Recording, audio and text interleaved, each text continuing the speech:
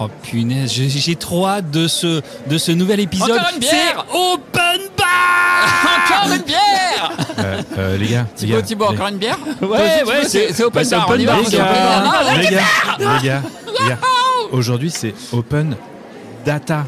Et ça, Hein c'est pas Open vraiment d'utilité publique. Open Data. D'accord, Open Data. On pourrait construire une version absolument décentralisée de notre Internet actuel. Ça veut dire pas de firewall, ni de restrictions, ni de mainmise par les gouvernements. Aucune limite, que de l'information. Totalement libre et gratuit dans tous les sens du terme. Tu veux construire un nouvel Internet? French Tech, esprit critique pour tech éthique. Hello, Cyril Chaudois au micro. Oui, vous êtes bien dans Trench Tech, avec bien sûr à mes côtés Thibaut Lemann Hello. et Mick Lévy. Yo yo. Alors d'abord un petit mot pour toi qui nous écoutes. Merci, vous êtes de plus en plus nombreuses et nombreux à nous écouter. Alors continue, toi et toi aussi, de partager nos épisodes pour partager l'esprit critique pour une tech éthique. Bon, messieurs, qui a reconnu l'extrait qu'on vient d'entendre? La série Silicon Valley. Oh, pas mal. Oh, bravo Thibaut. Et pourquoi cet extrait à votre avis? Parce que notre invité y a débuté sa carrière peut-être. Exact. Du coup, ça tombe à pic, pas vrai, Mick? Alors, oui, je sais. Wow. Parce que dans cet épisode, on va se demander quelle place pourrait jouer l'open data dans la construction d'un numérique au service de l'émancipation citoyenne. Et cela, en contrepoint, ou pas, de la mainmise des big tech sur toutes nos données. Laure Lucchesi a donc d'abord été envoyée dans la Silicon Valley pour le compte de l'ambassade de France aux USA avant de mener des projets d'innovation dans les télécoms, les médias et la banque en Afrique et en Inde, puis de devenir directrice d'Etalab pendant 7 ans, de 2016 à 2023. Rappelons d'ailleurs qu'Etalab est le département du Premier ministre chargé de l'innovation et de la transformation numérique du service et de l'action publique, et grâce aux données. Et puisque Laure aide désormais les entreprises à accélérer leur transformation data et IA, on peut dire que c'est l'invité idéal, car elle maîtrise les deux facettes, publique et privée. C'est vrai, après tout, l'esprit critique, c'est d'un côté questionner cette manie que les géants de la tech ont de privatiser la mise en données de toutes choses en ce bas monde, mais aussi de se demander en quoi les données publiques sont un bien commun comme un autre, qu'il faudrait mettre à la disposition de tous, y compris d'ailleurs d'acteurs privés, y compris les géants de la tech. Vous me suivez, ça va? Ouais, c'est bon. On va approfondir tout ça quand même. Mais...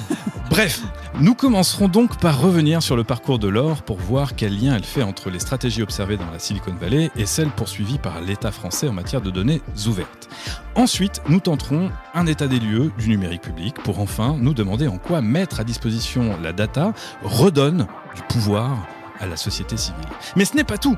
2 chroniques que vous adorez viendront compléter le décor. Wow. Débat en technocratie de Virginie Martins de Nobrega et le fameux Patch Tech de Fabienne Billa. Ça fait longtemps qu'on l'a pas entendu. Exactement, c'est pour ça qu'on se réjouit. Cool.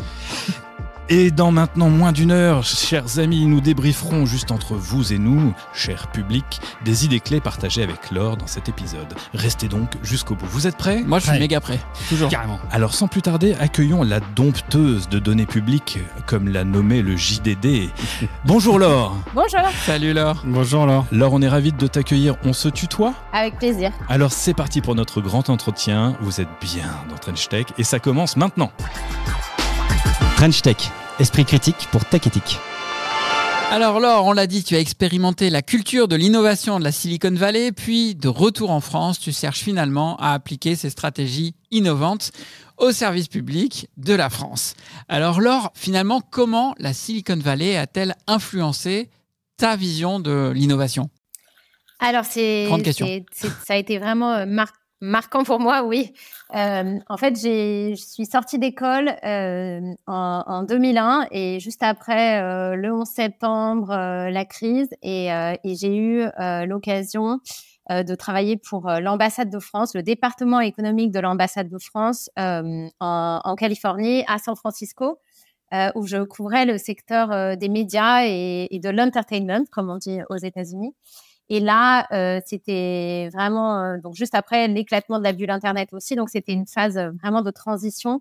Mais j'ai pu prendre la mesure de l'ampleur avec laquelle la technologie disruptait, percutait de plein fouet tout un secteur et toute une industrie, puisque c'était à la fois le moment où il y avait la numérisation des réseaux, donc on commençait à avoir la distribution des contenus sur le câble numérique ou les réseaux satellites, l'arrivée de nouveaux acteurs. Et à l'époque, il y avait un acteur qui envoyait des DVD par la poste qui s'appelait Netflix.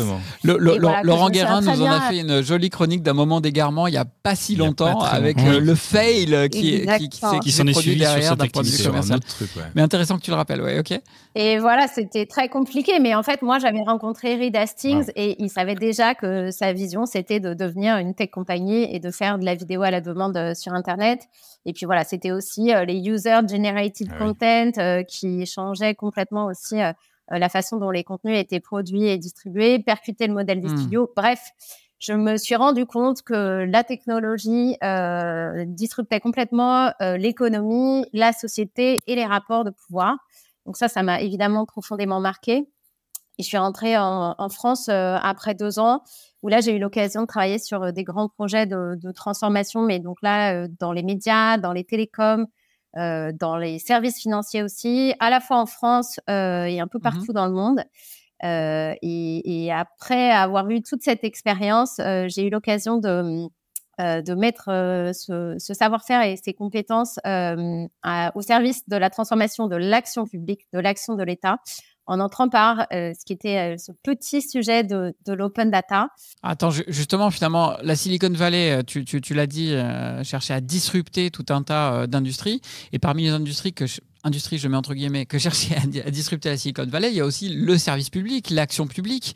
Il y a plein de fois où ils sont venus un peu en percussion avec la façon dont le faisait l'action publique. Toi, finalement, qu'est-ce que tu as souhaité prendre ? Quelles sont les leçons finalement que tu as prises et que tu as voulu ensuite appliquer pour l'action publique, en particulier chez Etalab ? Et c'est passé vraiment beaucoup de choses, mais ce qui était fascinant, c'est évidemment cette capacité à agir vite, à tester, à itérer, à partir petit et à développer plus largement des services, donc qui est à la base des méthodes agiles qu'on a ensuite appliquées dans l'administration. Ça, c'est évidemment un premier sujet.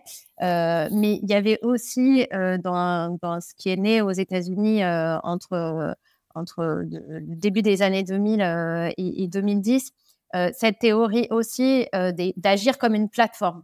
Et ça a été vraiment fondateur. Et c'est ce qu'on a amené en entrant par le sujet de l'open data, mais de se dire les stratégies gagnantes à l'heure d'Internet, ce sont celles des plateformes qui ont plus de valeur qu'une application, puisqu'elles attirent dans un écosystème, dans un environnement qu'elles maîtrisent, la capacité de contribution, la création de valeur, mais selon des règles qu'elles définissent. Et le parallèle a été fait aussi avec ce que peut être l'action publique, l'action d'un gouvernement qui lui-même peut agir comme une plateforme et amener à lui de la contribution, de la capacité d'innovation. Je ne peux pas m'empêcher quand même de te poser cette question-là. Quand on parle d'agilité et de scalabilité on va dire des startups ou des big tech et l'agilité et la souplesse d'un État, je ne peux pas m'empêcher de dire que ce n'est pas tout à fait la même chose, non ? Bien sûr, évidemment que l'administration... elle est tenue par des règles, par des obligations aussi qui lui sont propres, la continuité du service public, l'égalité devant le service public. Elle ne peut pas choisir typiquement ses clients comme pourrait le faire justement une start-up ou une entreprise.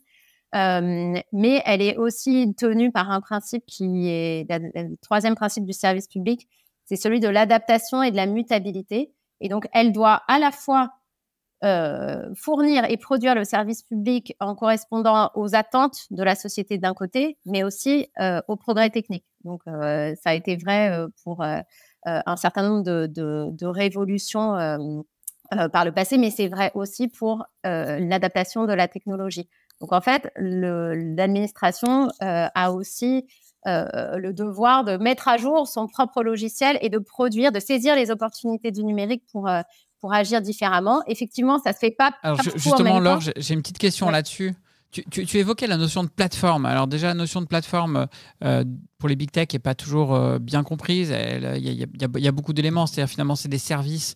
C'est le fait de fournir des services racines qui sont racines de plein d'autres services. C'est le fait d'une espèce de compétition avec beaucoup d'acteurs. C'est le fait de donner des services élémentaires qui peuvent être réutilisés d'une autre manière.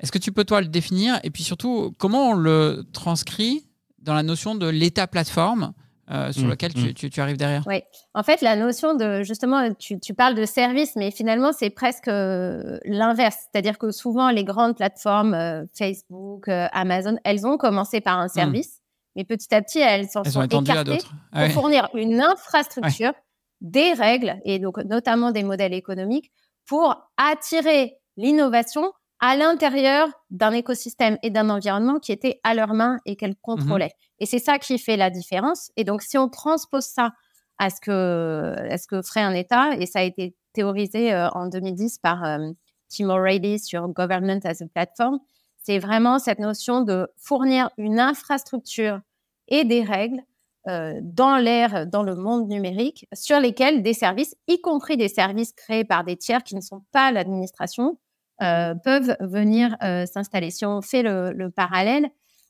c'est comme si à l'échelle d'une ville, on organisait l'infrastructure, on fournissait la route, on définissait les règles du code de la route, et par-dessus ça vient se créer une infrastructure économique, des bâtiments. Mais donc, la notion d'État plateforme, c'est celle-ci, et ça veut dire qu'on considère que toutes les ressources numériques, les données, les API, le code, qui sont déjà produites par les systèmes d'information de l'État, tout ce qui peut être ouvert et rendu réutilisable, donc utilisable par d'autres, doit l'être. Ça doit être ouvert et partagé parce que ça devient capacitaire et ça démultiplie la valeur, et même, du coup, ça donne des nouvelles vies à des données qui sont déjà financées par l'impôt et produites par l'administration.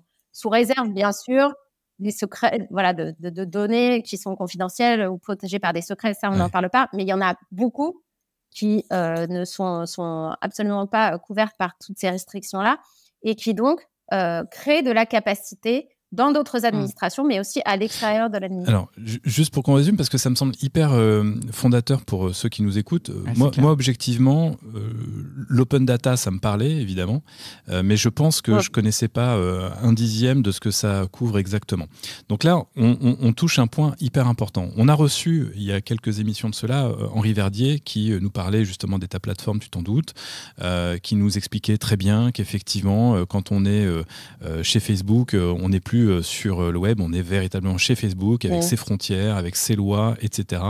Et donc ce que l'on comprend là déjà en creux, c'est que l'open data, le fait de mettre à disposition les données publiques, c'est un gage finalement de partage et de liberté dans un sens.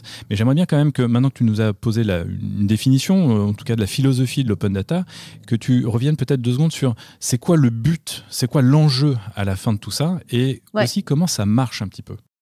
Absolument. Alors, on peut le prendre sous plusieurs angles, et c'est ça qui est intéressant. L'open data, encore une fois, et là on parle dans l'univers du service public et des données de l'administration, mais ça s'applique à n'importe quel type d'organisation. C'est une stratégie, c'est pas une obligation réglementaire ou légale. Une boîte privée peut mettre à disposition sa data, c'est ça que tu veux dire. Mais on voit plein d'acteurs privés qui partagent leurs données, certaines, celles qu'ils choisissent, et qui les rendent justement disponibles à d'autres, là encore, pour attirer un écosystème d'innovation qui vient compléter, augmenter les services que cette organisation-là propose. Ça, c'est un premier angle de l'open data, c'est de dire, en partageant mes données, je vais pouvoir prolonger, amplifier, créer d'autres services qui vont venir oui, parce que d'autres vont jouer avec ma donnée, en se l'appropriant, ils vont innover, exactement. Et donc, quelque part, j'en retire quelque chose moi aussi. C'est ce qu'on voit, par exemple, sous forme de store dans certaines applications.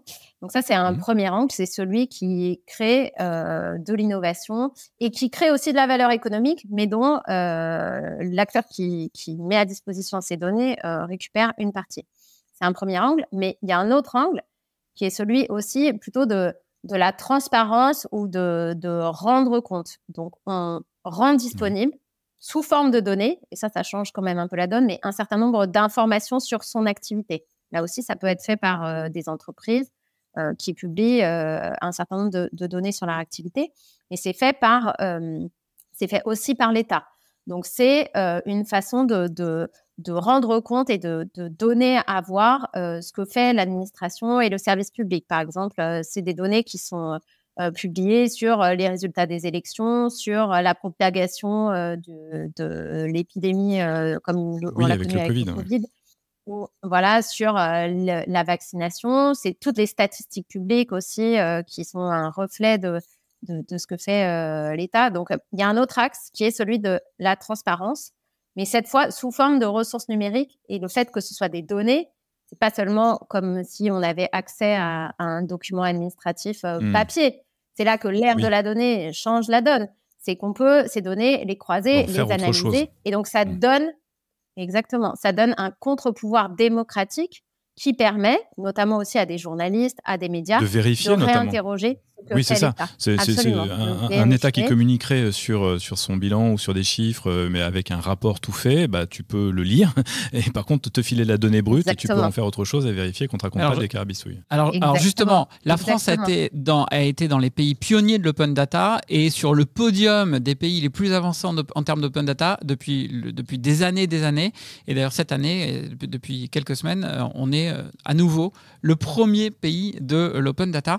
Pourquoi la France s'est lancée dans une telle course? Quels en sont les enjeux, les avantages? Est-ce qu'on est nombreux aussi dans la course?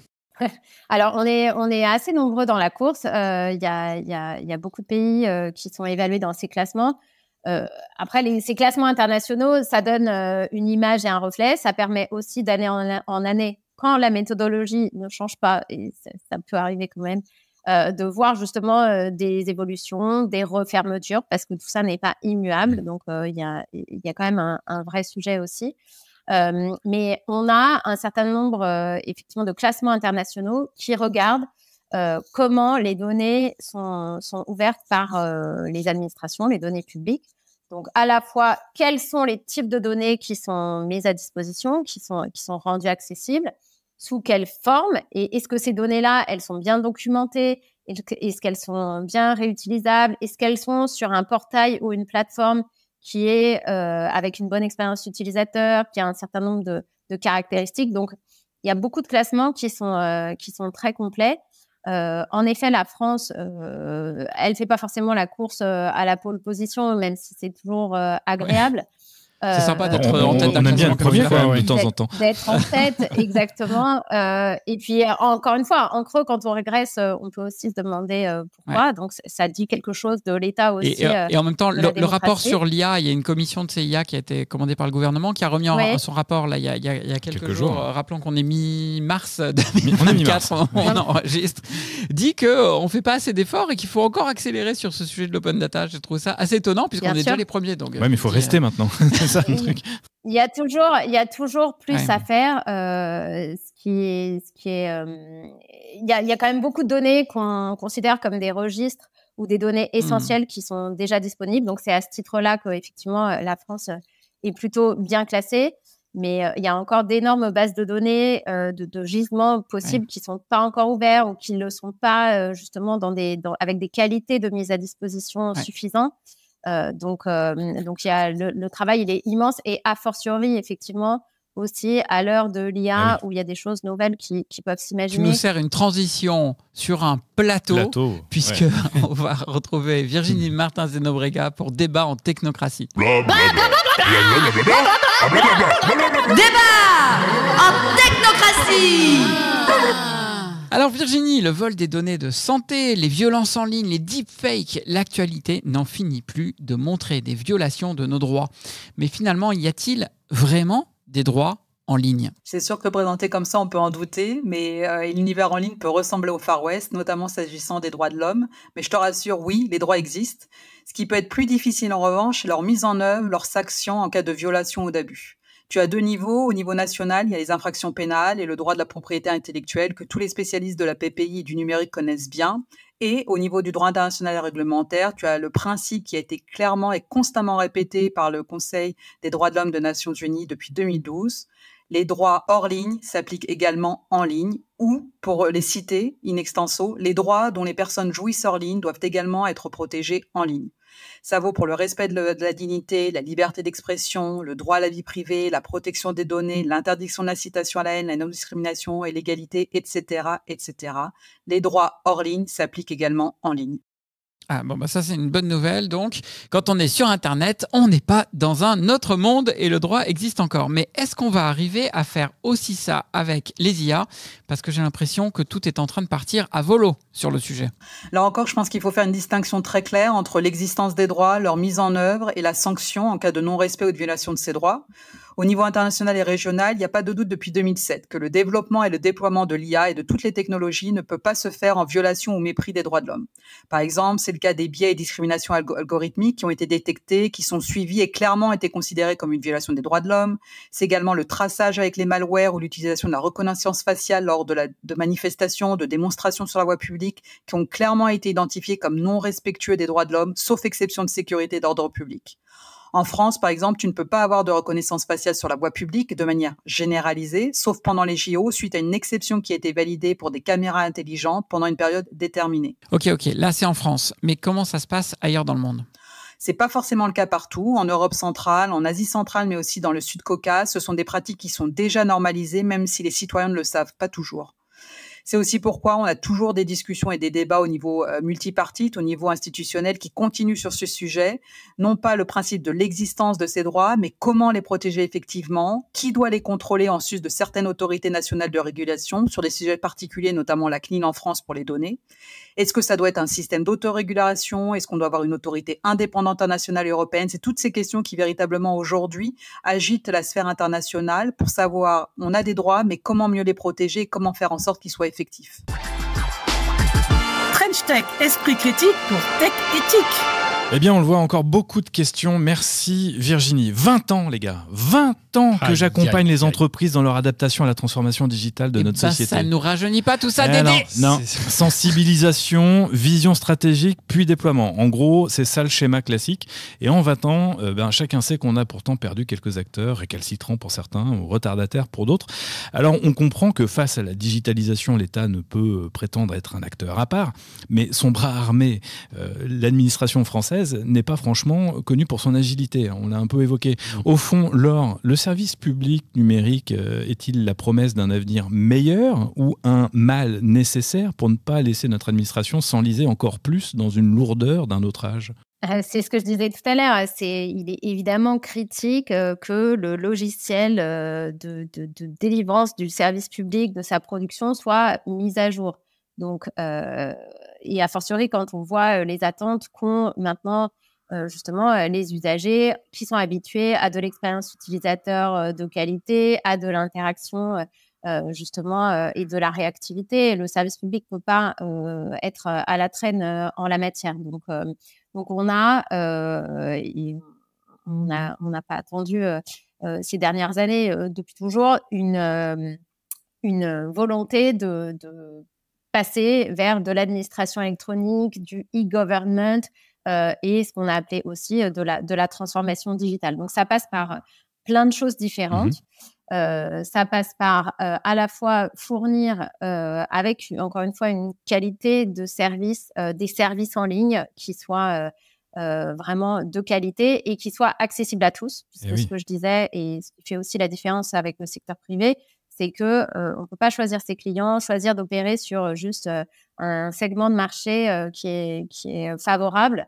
On doit vraiment ne pas avoir de fracture et de rupture d'égalité devant l'accès aux services publics. Et pourtant, justement, sur ce point-là, il y a quand même pas mal de personnes qui sont un peu aussi décontenancées par le tout digital et qui ont du mal à aller vers ces démarches en ligne.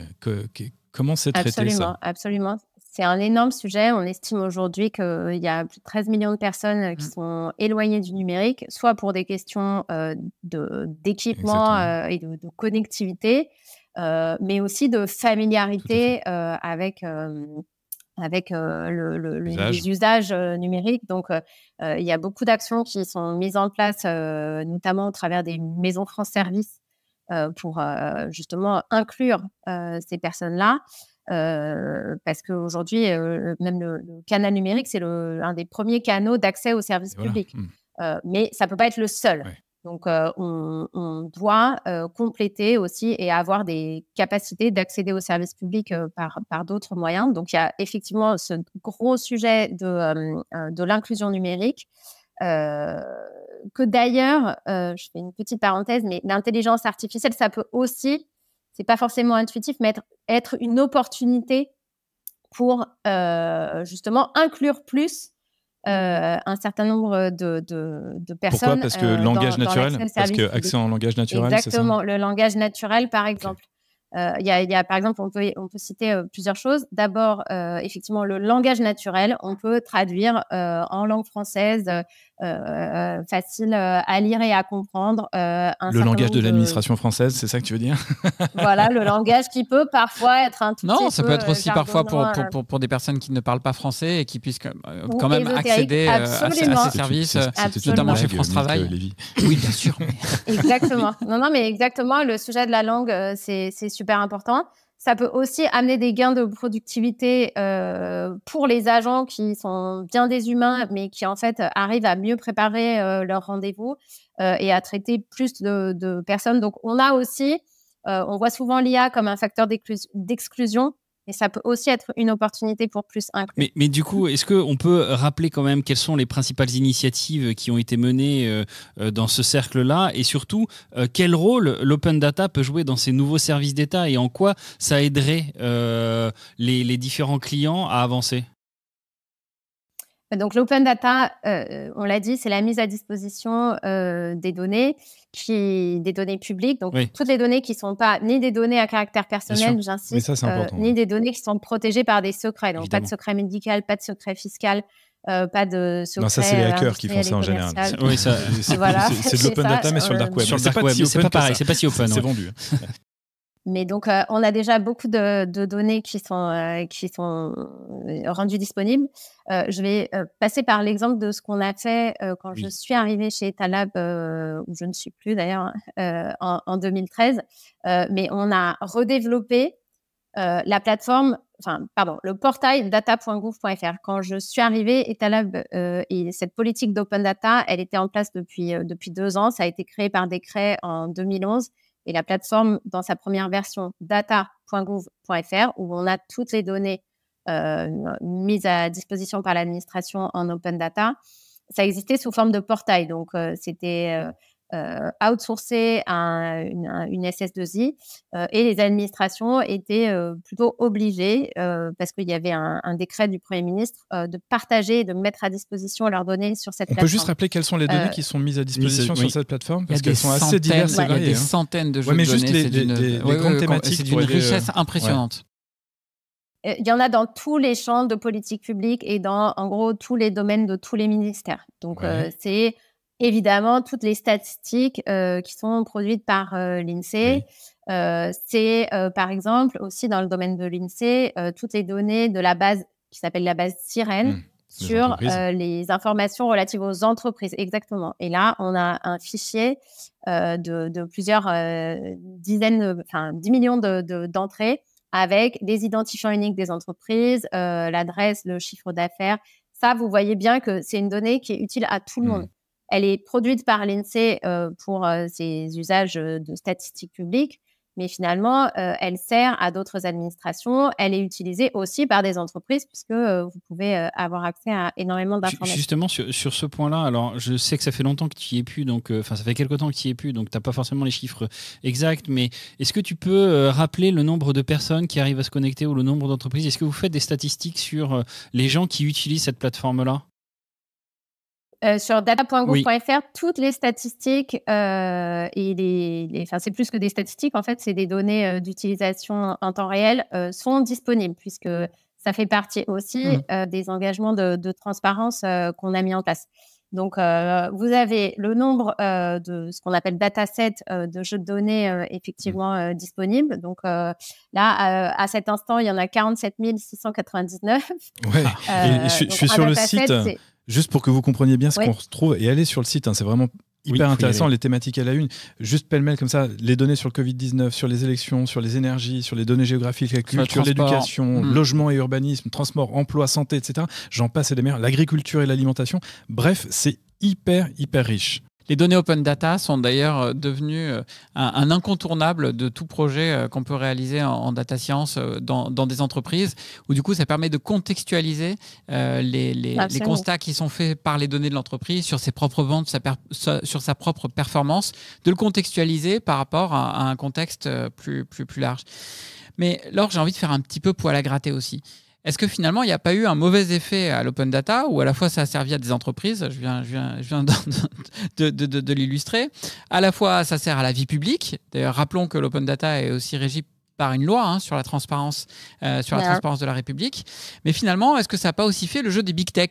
Parce que du coup, un Google et puis tous les autres ont pu accéder à tout un tas de données et eux ont des compétences, un savoir-faire pour exploiter ces données, peut-être bien plus important que ceux qu'on a dans l'administration française ou même parfois des entreprises. Du coup, est-ce que ce n'est pas eux, finalement, les big tech, qui en ont eu les premiers, l'avantage, l'usufruit, on pourrait dire, à utiliser ces données Alors, évidemment qu'ils utilisent, comme tous les autres, les données qui sont mises à disposition en open data. Mais un des paris qui a été fait sur l'open data, c'est justement de réduire justement les barrières et les inégalités entre les acteurs et donner la possibilité justement à des plus petits acteurs d'avoir aussi accès à ces données-là, parce qu'ils n'auraient pas les moyens soit de les acheter, soit même en fait de les reconstituer et de les reproduire. Donc justement, si on parle par exemple des données sur l'infrastructure de transport, qui pour le coup est une vraie infrastructure numérique de données. Quand vous avez tout le réseau de transport en commun qui est disponible, vous voyez bien que ça, c'est le socle sur lequel des applications de calculateurs d'itinéraires vont venir se greffer. Mais donc, on a aussi des données sur les... Oui, c'est-à-dire à la fois Google Maps en a profité pour donner les horaires des transports et puis indiquer un transport, mais c'est aussi le cas de toutes les villes de France qui peuvent s'appuyer là-dessus pour chacune proposer leur application liée à leur transport en commun. Et à des plus petits acteurs, justement, que Google, de venir concurrencer et fournir eux aussi ces données-là. Donc, c'est d'ailleurs, pardon, mais c'est quand même une belle illustration de ce qu'on disait tout à l'heure, je fais le lien, sur la notion d'État-plateforme. Là, l'État ouvre des données qui servent à plein d'autres personnes et c'est pas l'État qui a fourni l'application elle-même pour réserver ton transport et savoir à quelle heure il faut que tu prennes ton bus. Ouais, mais du coup, donc là, pardon, mais du coup, ça pose une question. C'est-à-dire que tu nous as dit toi-même tout à l'heure que cette donnée publique, elle a été déjà financée. Autrement dit par le contribuable. Et cette donnée, elle est donc mise en pâture pour tout le monde, y compris pour des big tech qui vont utiliser cette techno pour nous vendre quelque chose derrière. Et parfois même, ils ne vont pas nous le vendre, ça sera gratuit, donc on connaît la suite de l'adage.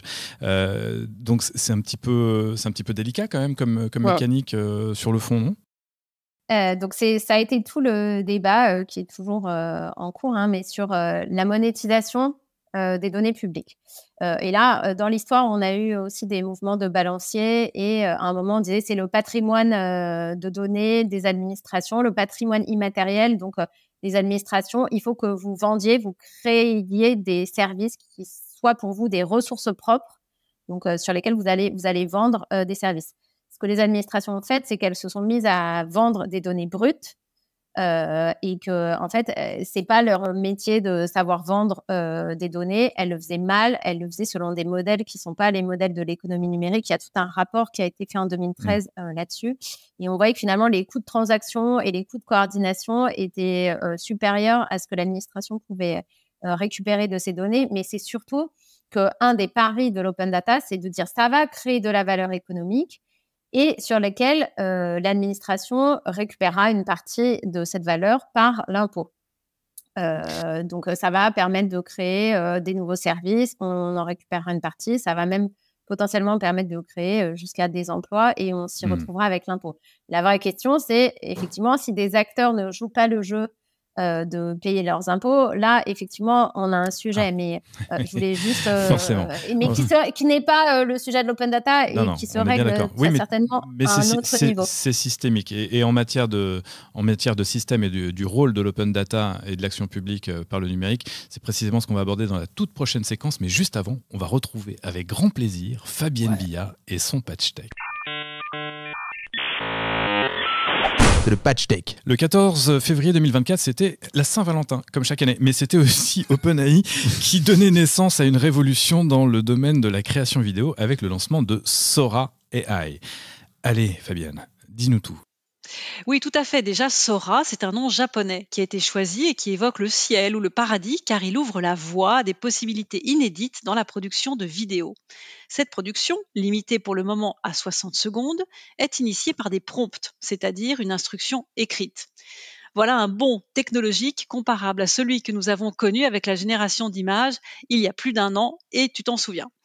Sora utilise une architecture de transformateur et se distingue par sa capacité à créer des scènes riches et réalistes avec plusieurs personnages, des mouvements complexes de caméra et une multitude de détails précis. Tout cela dans une grande cohérence. Néanmoins, vous avez pu observer que le modèle présente des faiblesses au niveau des doigts, des bras ou des jambes et peut ne pas comprendre des cas spécifiques de cause à effet. Par exemple, une personne peut croquer dans un biscuit, mais le biscuit reste entier. Ok, encore plus de créativité au bout des doigts ou du biscuit. Mais est-ce que ça va vraiment plaire à tout le monde ? Oui, on peut déjà imaginer à quel point cela bouleversera les processus créatifs et de conception vidéo traditionnels, mais également raviver les inquiétudes des syndicats d'acteurs américains déjà en grève en novembre 2023. Car selon les prévisions de Forrester, d'ici à 2030, 90% des blockbusters américains seront produits à l'aide de l'IA générative. Hormis la production cinématographique, artistique, culturelle, publicitaire, ces vidéos immersives offriront la possibilité de produire rapidement du contenu, que ce soit par exemple dans la formation, l'éducation, le marketing, etc.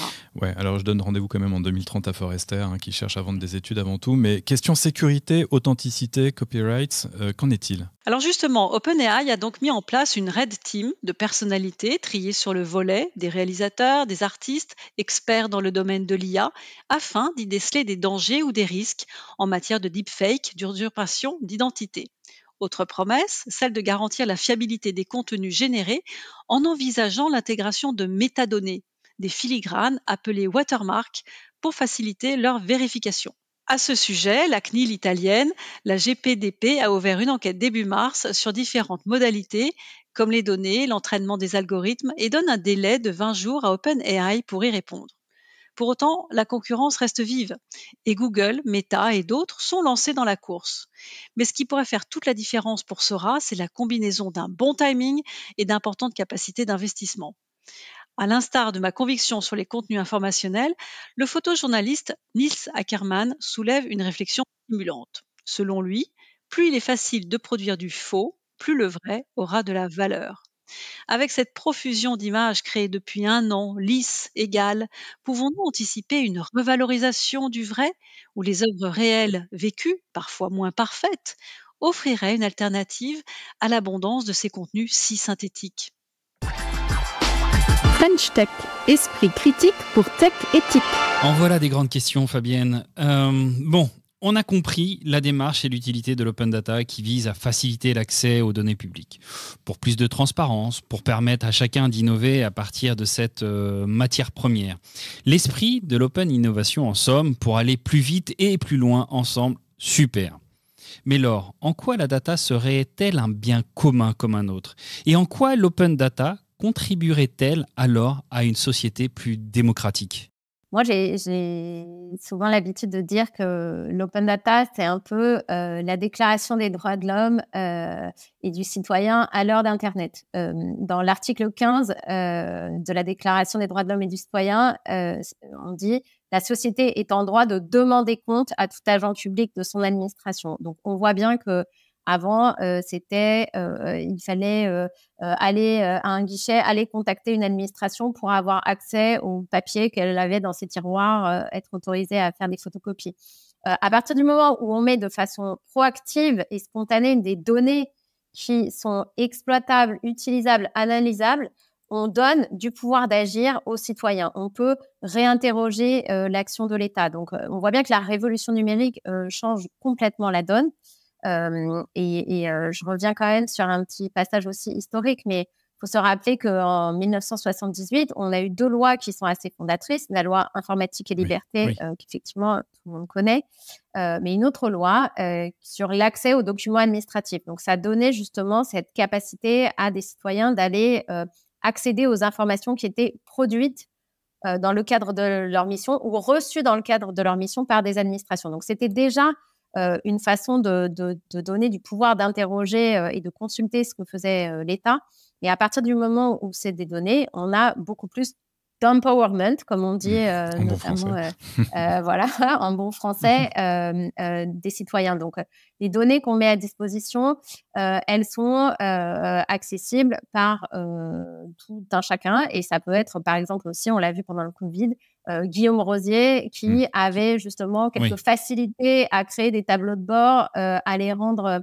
à analyser ces données et à les rendre visibles. Rappelons ce qu'il a fait, c'est le Covid Tracker, hein, juste Guillaume Rosier. Et ça, d'ailleurs, s'il nous entend, j'adorerais qu'on puisse recevoir Guillaume Rosier, qui, rappelons-le, travaille maintenant à l'Élysée. Hein, il est au service de l'État. Guillaume, t'es le bienvenu dans French Tech. Voilà, le message est passé. Thibaut voulait... je voulais rebondir quand même sur ta formulation, Laure, que je trouve absolument géniale, qui est l'open data, la déclaration des droits de l'homme à l'heure d'Internet. C'est absolument formidable et je trouve que c'est super. Et quelque part, il y a aussi un deuxième axe que tu soulignes très bien, qui est on passe d'un système réactif à un système proactif, et je sais de quoi je parle, et pour le coup c'est vraiment quelque chose de bien. Mais est-ce qu'on arrive à se saisir justement de cette proactivité, nous en tant que citoyens? Est-ce qu'on arrive à se saisir de tout ce bien commun qui est mis à notre disposition, en dehors de Guillaume Rosier qui arrive à bien le faire?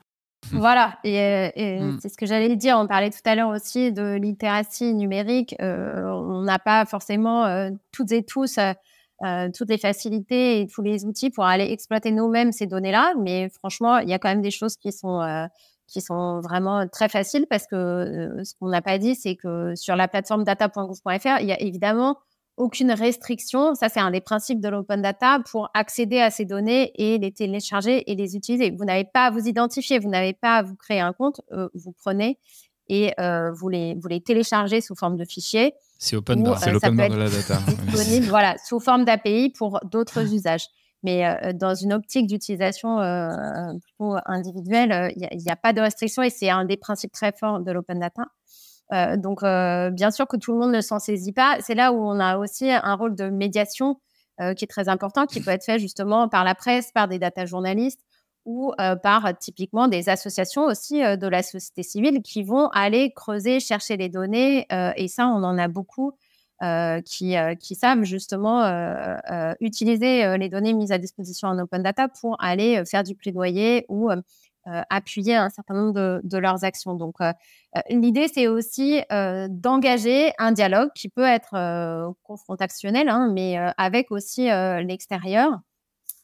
Et de fournir un contre-pouvoir démocratique, mais aussi, et ça j'insiste parce que c'est un autre axe qui est important, de rendre l'administration plus dialogante et de réduire la distance entre l'État et les citoyens. Donc il y a non seulement un côté où on rend compte en tant qu'administration de notre action, mais il y a aussi un autre aspect qui est on rentre dans un dialogue, on est capable justement d'identifier aussi là où par exemple les données ne sont pas de qualité suffisante et de voir comment on pourrait les compléter. Et c'est de la participation aussi c'est de la co-construction, la construction, exactement, j'allais dire, la co-construction du service public. Donc, ce que je voulais souligner aussi, c'est que quand on est entré dans cette démarche d'open data en 2012-2013, en fait, notre idée, elle était aussi plus large. C'était un peu un pied dans la porte pour conduire et engager, impulser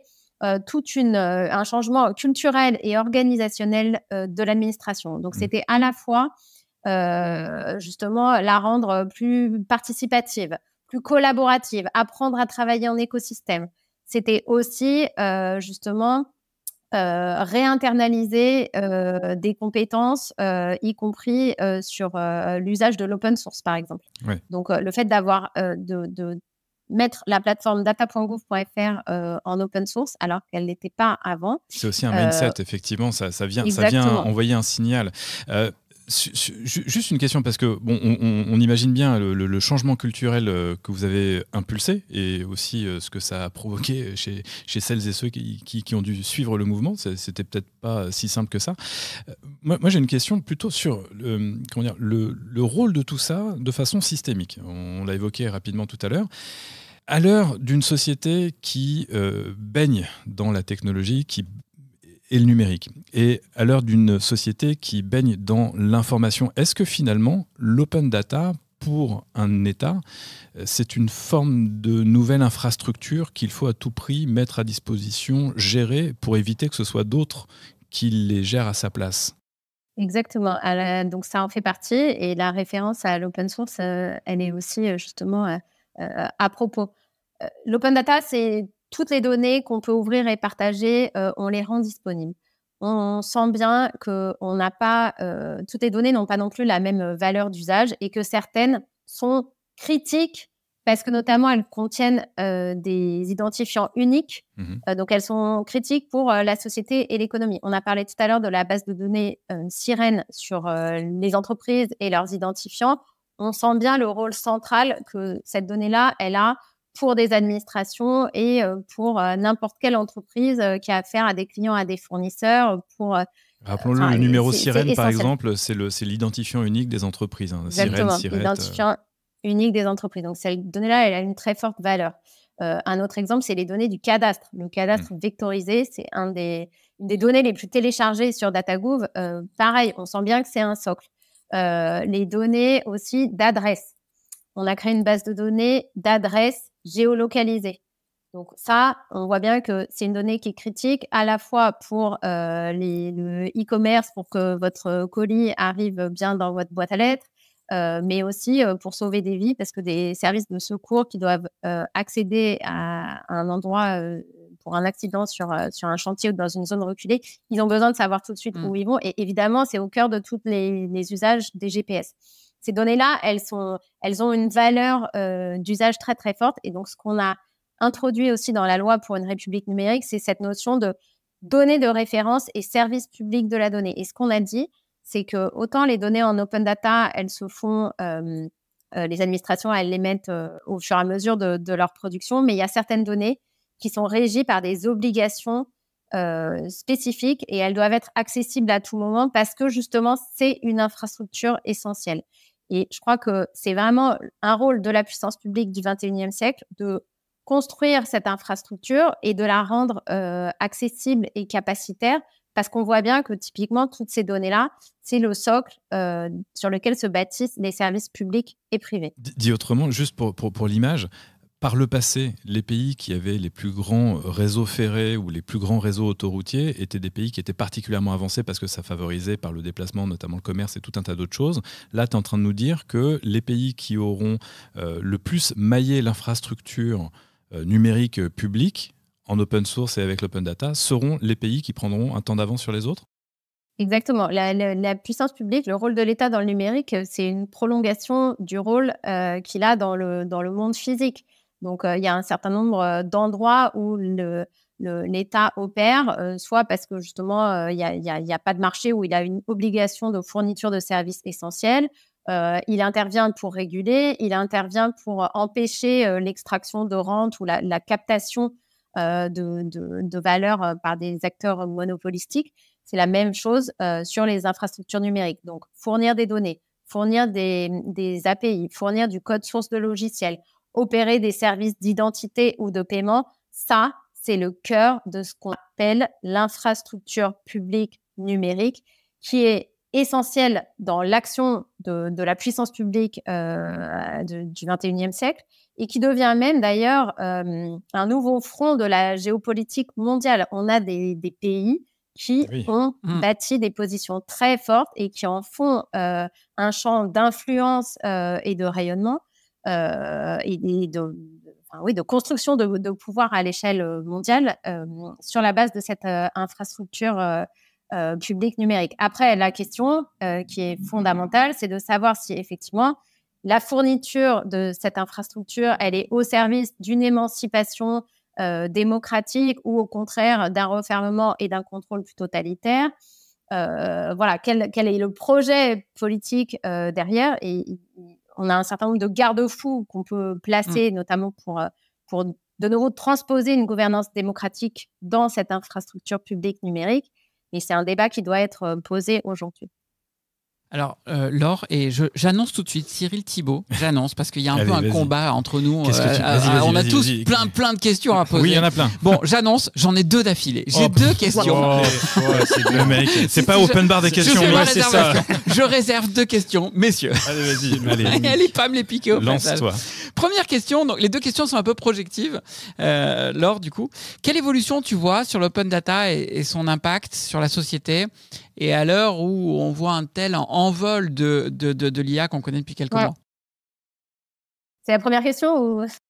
Ça, c'est la première. La deuxième, pose tout de suite la deuxième. Fais les deux. Non, elle est pas pareille. Je veux bien. Bon, d'accord. Allez, je réponds à la première. L'open data, d'abord, ce qu'il faut quand même, c'est garantir qu'il n'y a pas de refermeture dramatique.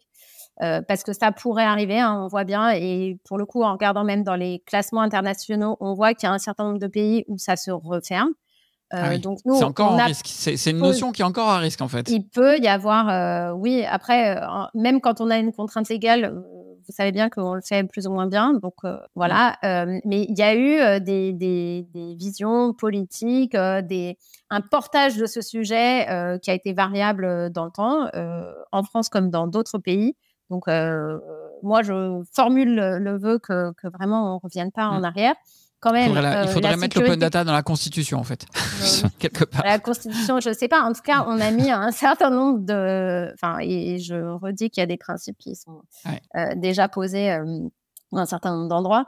Mais on a quand même un cadre légal et français et européen qui, aujourd'hui, inclut quand même cette notion. Et il y a une directive qui n'est pas très connue à l'échelle européenne, mais qui s'appelle Public Sector Information, et qui, justement, s'est inspirée de la loi pour une république numérique de 2016, mais impose cette open data à l'échelle européenne, dans une optique de on va avoir un marché et une fluidité à l'échelle de l'Europe, et notamment met des obligations sur certaines données qui sont considérées à forte valeur. Les données environnementales, les statistiques publiques, évidemment, les données météo, par exemple. Voilà, il y a un certain nombre de données qui doivent être rendues disponibles à l'échelle européenne. Mais donc, pour l'avenir... Donc, finalement, là, tu nous donnes deux sujets. Premier sujet, il faut défendre l'open data parce que c'est peut-être pas gagné pour les années à venir. Deuxième sujet, l'étendre, et c'est en route côté européen. Tu avais une troisième idée là-dessus? Non, donc hyper court parce que je vais me faire taper sur les doigts. Ouais. L'autre sujet, c'est justement continuer aussi avec la mise à disposition de certaines données par API, pas seulement en téléchargement, mais avec un doublé, pour que ça puisse être utilisé par des services numériques. Et puis, continuer à ouvrir, parce qu'en fait, souvent on dit la donnée, c'est le pétrole du 21e siècle. Moi, je combats cette idée parce que justement, le pétrole, c'est une ressource finie. La donnée, ce qui est magique, c'est que plus il y a des services numériques, plus il y en a. Donc, justement, au contraire, d'où l'idée que ce sont aussi ceux qui vont savoir en tirer de la valeur qui sortiront gagnants du jeu. Là où l'image est juste, c'est qu'effectivement, c'est un actif stratégique et que les organisations qui là encore une fois, sauront le valoriser en sortiront gagnants. Juste un dernier mot. En sortiront gagnants et pour l'État aussi. Exactement. Mais donc, l'avenir de l'open data, pour moi, c'est d'aller vers les communs numériques. Donc, justement, des ressources numériques partagées, gouverner de façon justement communautaire. Écoute, super, tu me fais un pont d'or donc pour ma deuxième question. Donc on y arrive. Ma deuxième question était, maintenant qu'on a beaucoup travaillé sur cette infrastructure de données ouvertes, est-ce que le prochain step, c'est pas d'avoir une infrastructure d'algorithmes, d'IA ouvert et peut-être portée aussi par le gouvernement, une sorte d'OpenAI, mais IA ouverte plutôt en français, mais gouvernementale. Oui.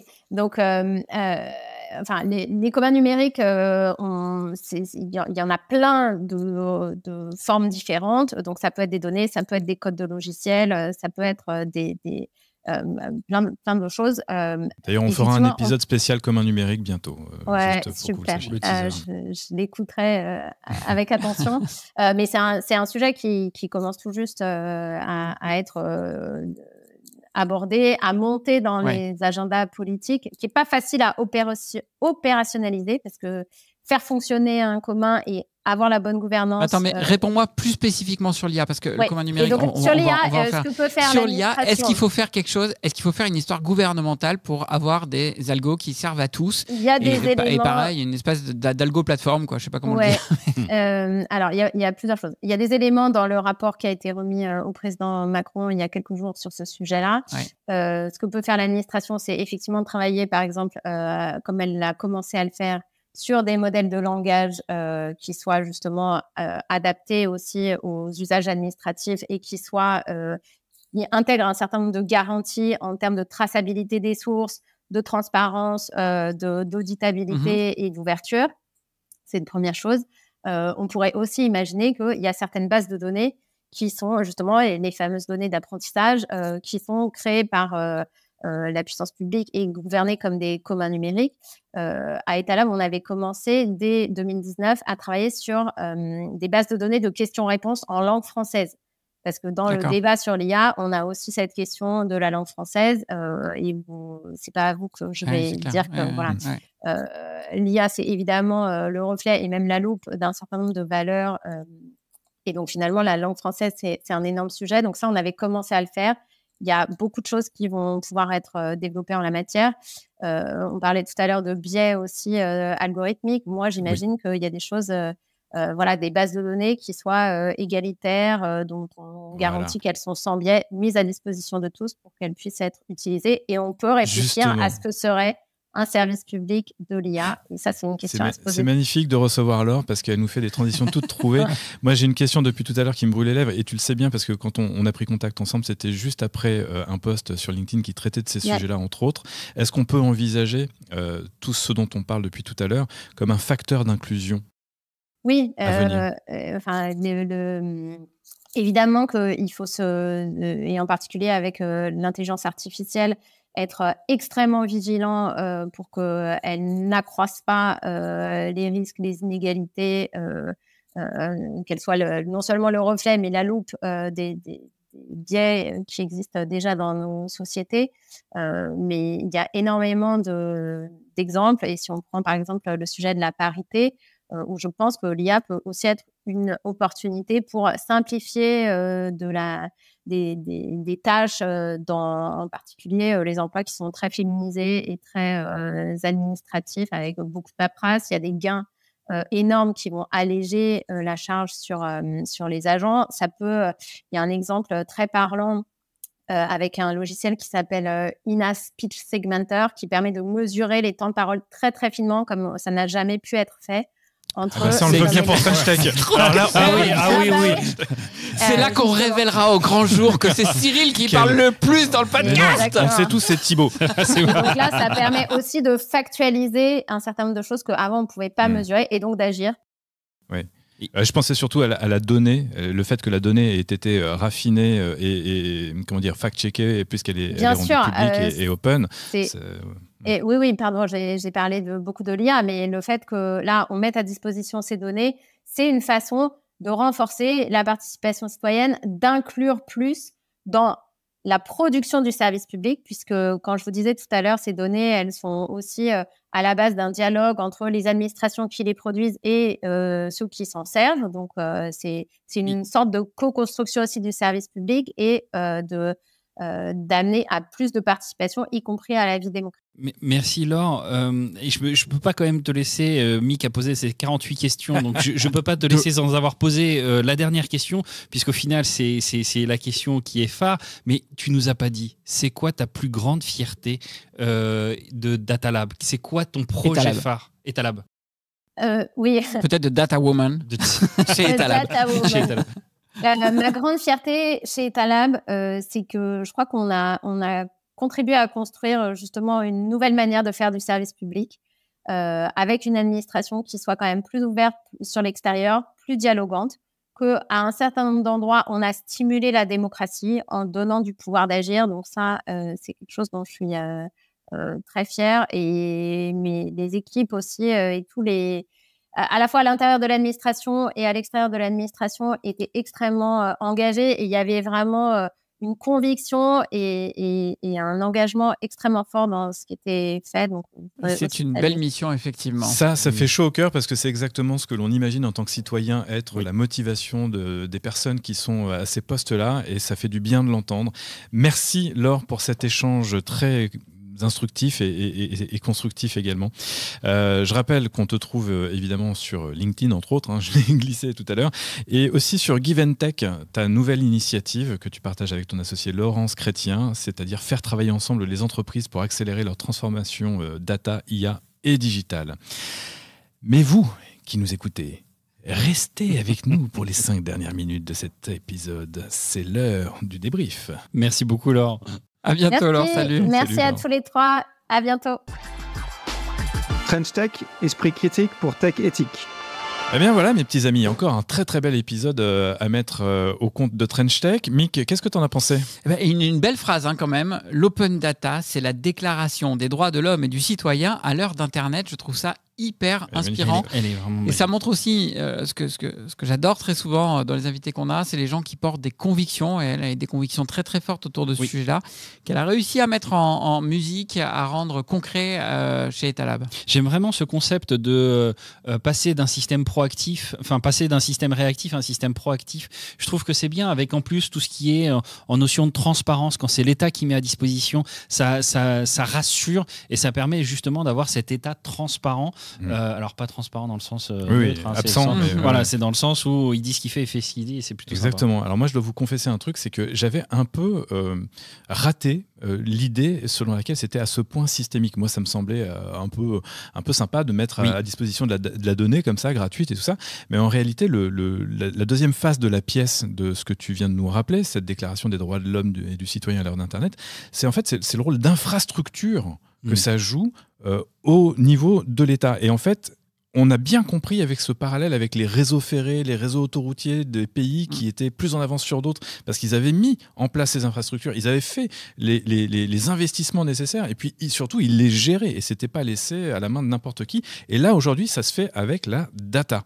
Et on peut rappeler que pour toutes les entreprises, il y a le site data.gouv.fr sur lequel on retrouve une masse d'informations absolument incroyables. Ouais, pour toutes les entreprises, mais aussi pour Madame Michu, si elle veut avoir la curiosité d'aller voir comment ça se passe.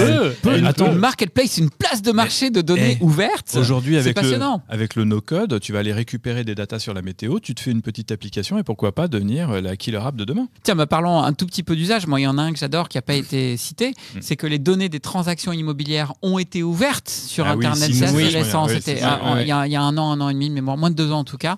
Mais du coup, ça permet de beaucoup mieux comprendre le marché de l'immobilier, de mieux négocier aussi d'ailleurs quand on fait des achats, et d'avoir vu fleurir tout un tas de moteurs d'estimation immobilière qui se basent très très majoritairement sur ces il y a un site qui date d'il y a plus longtemps que ça, c'est app.dvf.etalab.gouv.fr, et vous pouvez aller spotter les maisons à côté de chez vous, combien elles ont été vendues, et comme ça vous permet aussi de vous aligner sur les paiements. Donc tout ça c'est super chouette, mais quand même elle nous a donné un autre message et qui moi m'a un peu surpris, c'est que rien n'est acquis. C'est comme une grande avancée citoyenne sur laquelle il faut continuer de la défendre. C'est pas acquis.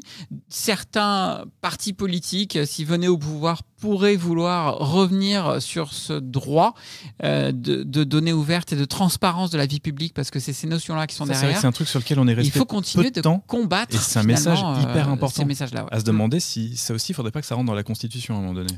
Moi, j'ai fait le parallèle, effectivement. Alors, toute proportion gardée, évidemment. On ne parle pas des mêmes sujets, bien sûr. Non, avec le droit à l'IVG, qui vient de rentrer dans la Constitution. Mais protéger ça, protéger des droits systémiques, et c'est l'infrastructure, ça semble quand même cohérent, à un moment donné, de l'ancrer et de le sanctuariser, non ? Tout à fait. Et puis l'étendre aussi en Europe. Évidemment, il y a une forme de compétition aussi internationale, on l'a dit. La France court en tête en plus dans cette compétition. C'est génial. C'est une forme de phare. C'est intéressant aussi, je trouve, parce que c'est très, très aligné avec nos valeurs françaises et aussi avec nos valeurs européennes. On parle souvent de l'Europe qui n'utilise que la réglementation finalement comme outil de leadership. Mais là, on voit aussi du concret finalement. Et c'est un vrai point en fait sur l'open data qui est un contre-pied de ce que font les Américains. C'est-à-dire que l'open data, c'est vraiment le citoyen qui est mis au centre de l'échiquier et non plus le consommateur. C'est ça aussi qui change aussi un peu la donne. French Tech. Et voilà, vous venez de passer plus ou moins 60 minutes en notre compagnie à exercer votre esprit critique sur les enjeux de l'open data pour un numérique public plus fort au service de nos enjeux démocratiques. On espère que cet épisode avec Laure Lucchesi vous a plu et qu'il a une nouvelle fois permis d'exercer votre esprit critique pour une tech éthique. Et si c'est le cas, n'oubliez pas, postez un avis 5 étoiles sur Apple Podcast ou Spotify, levez un pouce sur YouTube et partagez cet épisode autour de vous. Ça nous donne une motivation de fou pour vous sortir plein d'autres épisodes. Et ça prend quoi ? Allez, une seconde. Et souvenez-vous de ce que disait Forrest Gump. La vie, c'est comme une boîte de chocolat. On ne sait jamais sur quoi on va tomber. Eh bien, avec l'open data, vous pourriez bien trouver de quoi rendre notre quotidien plus savoureux.